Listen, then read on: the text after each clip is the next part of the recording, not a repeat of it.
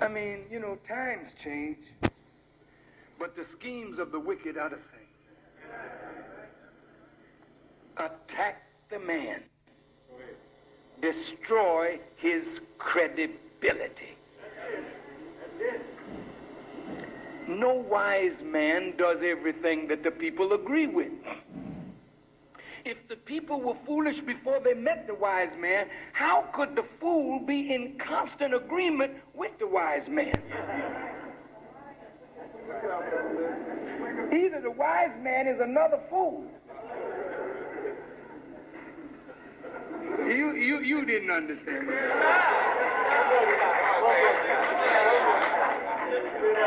If you were not foolish people, you wouldn't be doing foolish things. So if someone comes to lead you, you're not always going to agree with them because wisdom is too high for a fool. So if the fool don't have faith in the wise man, he can't follow the wisdom to get the benefit of the wisdom. Because the fool is always trying to measure the wise man by his foolishness. You didn't hear me?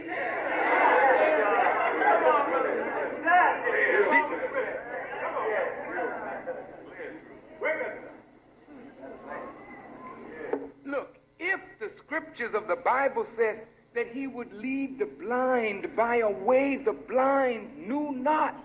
If the blind could see, they wouldn't need nobody to lead them. Follow the light.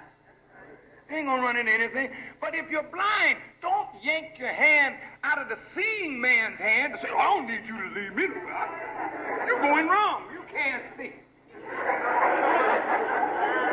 Where you taking me? You going wrong.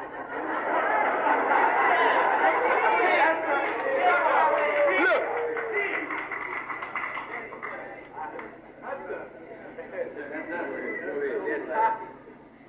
So a man that's leading you has to put up with foolishness. He can't pay no attention to the way you speak.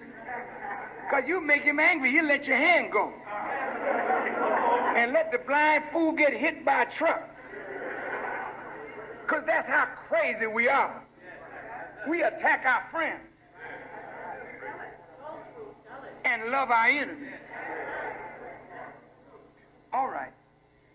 Now look at this. If they said the prophet was a madman,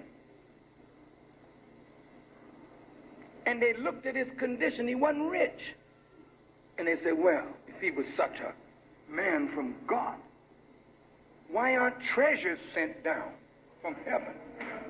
Why don't he have gardens and trees and pomegranates and all of this stuff? What is he doing looking poor and raggedy like us? Oh, but he's a messenger of God. What is your conception of a man of God? That he don't put his pants on like you? You don't think men of God eat food? They don't love and have problems? He's a man of God, he ain't supposed to have no problems.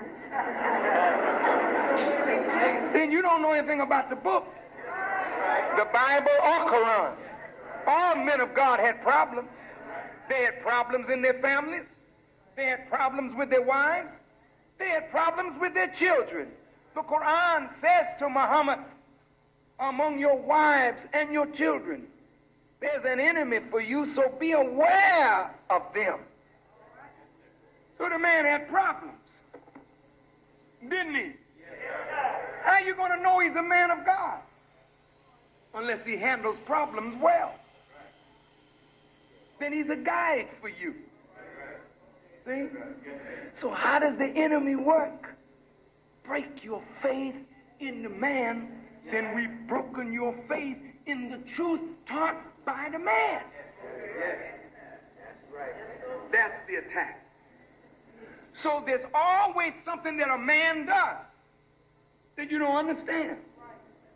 Look, I don't understand some things about the old prophets, their actions. How can I understand if I'm not on their level? How can you understand God's work God's way. You're not on his level. Unless he reveals to you and tells you why he does what he does, how would you know?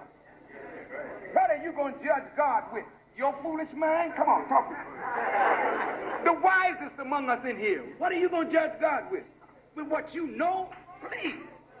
We could take what everybody in this room knows and put it on the head of a common pin, and there would still be room. Because you know nothing. I know nothing compared to the knowledge that is here to be learned. So if God knows it all, how in the heck can you have vision to comprehend his vision? Then if you don't have faith in God, you are lost. Because you cannot follow God's wisdom by your standard of knowledge. Your understanding is so minuscule, so limited, that unless you believe and do good, you will never see the fruit of your faith.